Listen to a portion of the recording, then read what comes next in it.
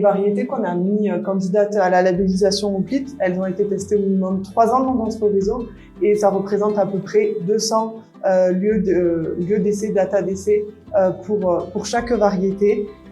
Et pour être labellisées Oplit, les variétés doivent s'inscrire sur 3 piliers. Le premier, régularité des performances, comme a parlé Sébastien, sécurité agronomique et tolérance au stress, donc biotique et abiotique. Pouvez-vous préciser quels sont les critères de ces 3 piliers? Oui, bien sûr. Du coup, comme je vous disais, la régularité de performance, c'est un prérequis. Quelle que soit la zone géographique en France, un agriculteur recherche une variété stable, régulière et performante.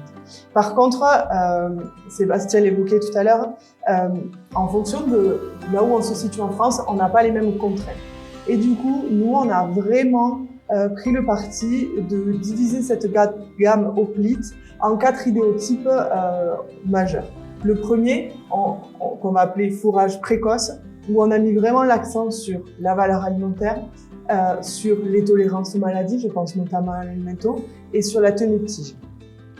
On a aussi travaillé un second idéotype fourrage, plutôt pour les zones sud fourrage, où là on a mis l'accent sur la tolérance au stress, sur la tenue de tige et dans une moindre mesure, mais on garde quand même les autres critères sous-jacents, la valeur alimentaire et les maladies. Et on a travaillé la même chose sur le grain précoce et le grain tardif.